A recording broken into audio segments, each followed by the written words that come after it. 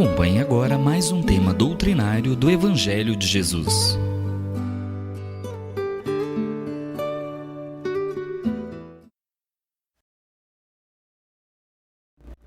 Meu nome é Lazarino Barbo e hoje nós vamos falar sobre o assunto mortes prematuras, desencarnes prematuras.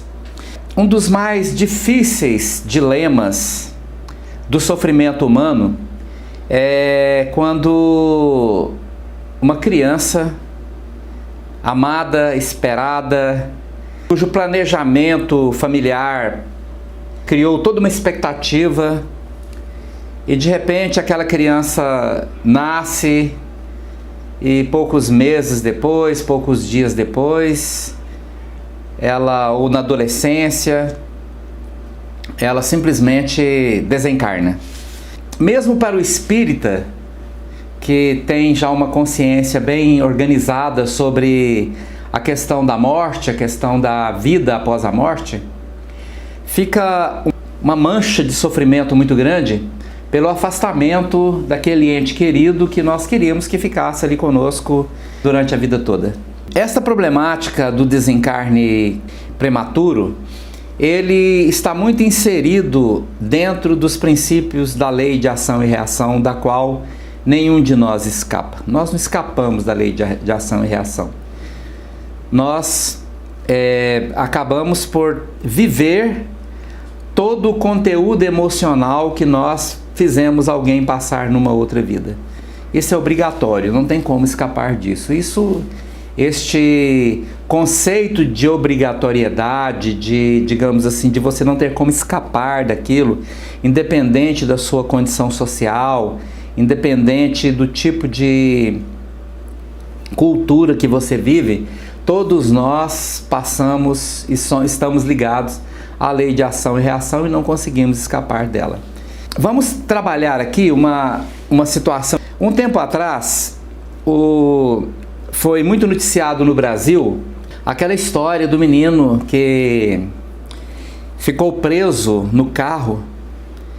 Os assaltantes tentaram levar o carro, a mãe desceu do carro, tentou tirar as crianças, mas uma delas ficou presa no cinto de segurança e foi arrastada pelas ruas até que o corpo fosse completamente destruído no asfalto. Isso causou uma comoção, apesar de todas as tragédias que nós vivemos no Brasil todos os dias, relacionada à violência, insegurança. Mas este caso foi muito noticiado e houve uma comoção, apesar de todos estes dramas que vivemos naturalmente. Passado um tempo, houve uma psicografia daquele espírito em que ele dizia que numa época remota ele participava de corridas de biga e nessas corridas de biga ele amarrava velhos, crianças em sua biga e arrastava até que o seu corpo fosse consumido. Isto aconteceu há 2000 anos atrás. Então, como é que nós podemos explicar que uma atitude que foi por nós colocada em prática há 2000 anos só veio à tona agora e trouxe uma situação como essa? Quando nós estamos, digamos assim, na ação de plantar, quando nós estamos envolvidos na força do plantio, nós sabemos que existe um momento de plantar e um momento de colher. E neste momento de plantar, nós podemos demorar muito tempo neste plantio, na força do plantio. E aí nós podemos cometer desatinos horríveis durante muito tempo e nada nos acontece. Porque a força emocional, mental de praticar, ela nos prende ali e nós não temos nenhuma reação que nos obrigue a raciocinar sobre os atos que estamos cometendo. É o momento do plantar. Mas todos nós é como se estivéssemos amarrados a um elástico que nós vamos esticando esse elástico. Plantando, esticando, esticando, esticando. Chega um determinado momento que a nossa resistência consciencial se iguala à força que estamos esticando o elástico e nós paramos. Nesse momento que paramos, nós refletimos. E quando refletimos, começa muitas vezes o momento de colher. É como se a energia emocional que nós praticamos e levamos pessoas ao extremo sofrimento. Você pode imaginar como seria, por exemplo, você ser um inimigo de uma nação invadida naqueles tempos antigos. Não que hoje não aconteça, mas naqueles tempos antigos. E você, para ser punido, vê seu filho, seu pai, sua mãe ser amarrado numa biga e estraçalhado pelos cavalos, né, ao longo das estradas. Esta ação, ela acumula um conteúdo emocional altamente destrutivo no perispírito de quem praticou. Então aqui nós somos eu, consciência, e meu corpo espiritual, o perispírito. E quando eu vou praticando as minhas ações, esta energia altamente destrutiva que eu movimentei nas outras pessoas, que energia é essa? É o ódio que eu desperto, a mágoa, o mau sentimento, o sofrimento que eu desperto, é uma energia emocional que eu provoquei, ela se retorna para mim e acumula em meu perispírito. A minha consciência espiritual se reflete aqui no meu perispírito. Então, tudo que eu faço reflete em termos de energia que se acumula em meu perispírito, seja positiva ou seja negativa. Fazer os outros felizes nos preenche de energia positiva. Fazer as outras pessoas infelizes nos preenche de energia negativa. Passado muito tempo, aquela energia foi sendo colocada nas profundezas no nosso inconsciente. Foi jogada lá para baixo. Nós a esquecemos, mas ela não se perde. O princípio de que na natureza nada se cria, nada se perde, tudo se transforma, se aplica absolutamente a todos os conceitos espirituais. Não é só esquecer, aquilo vem, um dia chega a hora, aquela energia com o passar do tempo, ela vai emergindo das profundezas do inconsciente e vai chegar aqui, na periferia do nosso consciente e, consequentemente, vai começar uma ação em nós. Esta ação é como uma doença que acomete os espíritos no plano espiritual. Não é aqui, ela não veio inocente para o mundo físico e adquiriu a doença, não. Isso a torna uma pessoa doente no plano espiritual. Porque ela não teve uma resolução, ela não conseguiu transformar numa outra energia aquela força que estava armazenada no inconsciente dela.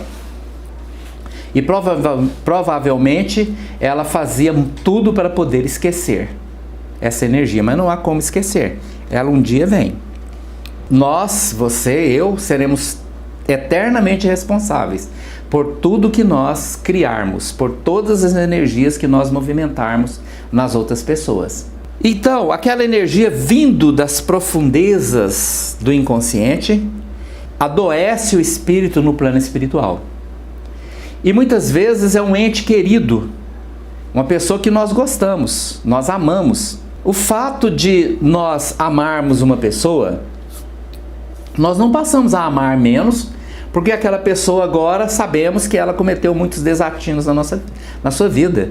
Até porque, como habitantes de um mundo como o nosso, todos nós cometemos muitos desatinos na nossa vida.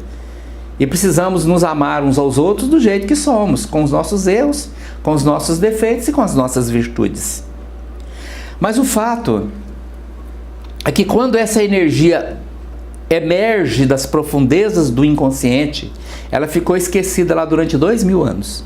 E ela veio para a periferia do consciente. Aqui ela começa a trazer enormes distúrbios na vida desse espírito, embora possa ele estar lá no plano espiritual. Não precisa estar necessariamente encarnado. Aí alguém que ama. Então, existem duas formas de você ajudar, dentro do princípio familiar na reencarnação, estes espíritos aqui, que tem esse grau de sofrimento aqui, que estão agora lá no plano espiritual vitimados pelas próprias energias que movimentaram. Existe a força kármica, que é aquela energia que você fez com que aquela pessoa estivesse naquela condição. Você contribuiu. Foi você que foi lá e obrigou e ensinou aquele espírito a agir daquela maneira. Então isso coloca a pessoa na trajetória kármica. Você tem que ir ali e ajudar aquela pessoa. É você foi o responsável. Um exemplo. A pessoa hoje acha bonito levar o filho para o bar e uma criança ainda está lá no carrinho, bem novinho, e o pai começa a passar espuma de cerveja na boca do filho para achar que é bonito. Aquela criança pode desenvolver a partir dali, se ela tiver uma tendência, se ela já foi uma alcoólatra de outra vida, ela pode desenvolver a partir de ali uma dependência química mortal. E ela então vai se tornar um alcoólatra. Se ela morrer vitimada pelo alcoolismo, ou todas as tragédias que ela provocou em si mesma por conta do alcoolismo, você, eu, qualquer um de nós, seremos os responsáveis. Porque fomos nós que ensinamos aquela pessoa a ser daquela maneira. Então, provavelmente, numa vida futura, nós vamos ter um filho alcoólatra. Um filho dependente químico, que vai dar um trabalho danado na tentativa que nós teremos que desenvolver para poder ajudar aquela pessoa. Por outro lado, existe também o outro lado, as leis do amor. Aquela que você ama uma pessoa que por si mesma escolheu caminhos destrutivos. É muito comum você ter uma família, todo mundo organizado, todo mundo de uma forma que seja um equilíbrio, uma harmonia na família, e de repente um dos filhos resolve encaminhar-se para o pior caminho possível e não há como ajudar aquela pessoa porque ela fez escolhas que são determinantes na sua vida e você não tem como mudar aquilo. Mas você não deixa de amar aquela pessoa por isso. E numa vida futura, você pode trazer aquele espírito novamente para sua família pelas leis do amor. Você não tem obrigação kármica, não foi você que provocou, mas você ama aquela pessoa e deseja ajudá-la. Então você vai trazer para sua família alguém que tem agora uma ligação de amor e aquela pessoa também vai te dar problema a vida inteira, não vai ser fácil não. Porque você agora está ajudando pelas leis do amor. É até fácil de observar, normalmente quando a injunção kármica, a obrigação de ajudar vem, é muito comum que aquelas pessoas não aceitam com muita facilidade o sofrimento do outro. Elas até tentam desvencilhar-se daquela pessoa, dar um fim nela para lá. Internar e largar para lá, porque não tem jeito. Agora, quando há a injunção do amor, quando a pessoa gosta de estar ajudando por amor, ela vai então aceitar aquele karma, vamos dizer assim, com uma forma mais amena, uma forma mais amorosa. Mas o fato é que nesta situação, tanto do alcoolismo quanto nessa situação aqui, ou esta criança veio para aquela família por amor, ou veio por injunção kármica. E ambas vão causar sofrimentos, seja por um jeito ou de outro. Então, estando este espírito lá no plano espiritual, envolvido por essa energia kármica de grande sofrimento, ela virá aqui para o mundo encarnado e trazendo essas marcas energéticas aqui, ó, de desequilíbrio emocional, para explicar bem esse equilíbrio emocional. Você já teve uma situação em que alguém te fez sofrer muito? Acha aí. Você imagina quando você pensou naquela pessoa com aquela dor, com aquele emocional sofrido? Pois não tenha dúvida, aquela energia emocional que você pensou naquela pessoa foi dirigida a ela com força vital, aquela energia de sofrimento impregnou-se na pessoa e um dia ela vai passar pelos mesmos sofrimentos que fez você passar. Então, se você fez alguém sofrer, a recíproca é verdadeira, porque não é válido só para os outros, é válido para todos nós. Qual o objetivo da reencarnação? Para limpar este perispírito aqui. Qual o objetivo dele? É que esta situação no plano espiritual pode durar tempos incontáveis. Pode durar 1000 anos, 2000 anos. nada impede de acreditarmos que este espírito estivesse vivenciando isso aqui lá no plano espiritual, desde os tempos antigos, quando ainda arrastava os outros com biga pela rua. Porque a energia pode permanecer, principalmente se ela não sabe lidar com a culpa. Se ela não der conta de administrar suas culpas, ela pode trazer aquilo com uma carga emocional muito grande. Então, o objetivo da reencarnação é limpar o perispírito daquela energia ali, destrutiva. O que faz, qual o mecanismo que aquela limpeza irá se efetivar? O corpo físico, quando nós recebemos o corpo físico, que é essa indumentária orgânica aqui que vai morrer um dia, ele atua sobre o perispírito como se fosse um mata-borrão. O que é o mata-borrão? Você deixou cair café na sua mesa, você pega um pano e coloca ali em cima e ele absorve o café. Então isso é um mata-borrão. O corpo físico age como se fosse esse mata-borrão aqui, ó, atraindo para ele esta energia. Por quê? Características magnéticas do corpo físico. Ele atrai para si todas as energias pesadas que estão aglomeradas no perispírito de alguém. Essa energia que estava aqui, então, ela vai transferir-se para cá. E isto vai colocar este espírito encarnado agora na trajetória de eventos particulares ou coletivos. E estes eventos particulares ou coletivos irão proporcionar que aquelas pessoas que estão ali portando uma mesma energia e foram atraídas para um mesmo ambiente no qual irá eclodir algum tipo de evento destrutivo, irão limpar os perispíritos dessas pessoas aqui, devolvendo-as para o plano espiritual desta condição aqui, ó, com seus perispíritos limpos, consequentemente capacitadas a retomar o destino, o rumo e o planejamento de suas próprias vidas, que até então não estava sendo possível, porque essa energia perturbadora não permitia que isso acontecesse. Por isto é tão importante o Espiritismo, porque ele nos mostra isso. Cartas psicografadas por Francisco Cândido Xavier e outros médiuns.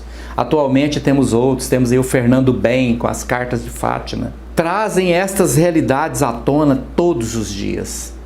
Onde espíritos dizem, aconteceu isto comigo, eu passei por isso. Esta consciência de vida espiritual precisa estar muito formada em nossas mentes. Não se concebe mais pensar como na Idade Média, aquela ideia de que morreu, acabou, aquela ideia de que a consciência desaparece com a morte, aquela ideia de inferno, céu, aquelas coisas que já precisavam ter sido abolidas há muitos e muitos anos. Nós somos consciências vivas que pré-existiam a esse corpo físico e vamos continuar existindo depois que esse corpo físico deixar de existir. E neste contexto de vida eterna, nós trazemos para a nossa vida atual coisas boas e coisas ruins das vidas passadas. E nossas ações de agora irão influenciar na nossa vida futura. Porque o passado, ele já passou, mas as ações passadas estão aglutinadas em nós em forma de energia. Mas o futuro depende exatamente de nossas ações agora. Então, do que realmente somos portadores? O que de fato nós temos? Exclusivamente o presente. Porque as forças passadas, teremos que vivê-las. Podemos vivê-las bem. Podemos viver as piores situações na visão dos outros de uma maneira honrada e digna, com força espiritual para suportar. Mas o nosso futuro não adianta eu planejar. Não adianta eu sonhar com o futuro. Porque o futuro será uma consequência de meus atos presentes. Então, mãe, pai, que passa no momento por sofrimentos intensos, por estar perdendo o seu ente querido, seu filho, sua filha, na mais tenra idade, Não tenha dúvida, você está fazendo um ato de muito amor sobre esta situação aqui. Ó. Você está ajudando aquela pessoa, mas para isso você precisa largar os horizontes do pensamento. Aquela criança que você tem na sua mão não é um corpo físico. Ela é um espírito eterno, que trouxe para essa vida consequências. E você, com amor, está auxiliando para que ela se livre dessas consequências. Porque quando aquele corpo físico morrer, ela vai estar deixando nele as energias destrutivas que estavam provocando nele um sofrimento que poderia se eternizar pela espiritualidade afora. E quando você vê aquele corpinho que acabou de morrer, olhe bem, porque ele agora é um espírito livre, fora desse corpo físico. Peço a Jesus que sempre nos dê força, que sempre nos dê coragem e sempre nos dê resignação, a compreensão para podermos suportar muitas vezes aquilo que não compreendemos bem. Mas não existe injustiça, nem acaso. O Espírito Emmanuel, o filósofo essencial da doutrina espírita, o pensador da doutrina espírita, Emmanuel, nos diz com muita clareza: a palavra acaso é um mero desentendimento humano. É algo que nós não conseguimos entender, algo que nós não conseguimos a explicação ainda. O acaso não existe. Muito obrigado. Se você gostou desse vídeo, deixa aí o seu like, inscreva-se no canal para que o nosso canal possa crescer. Muito obrigado.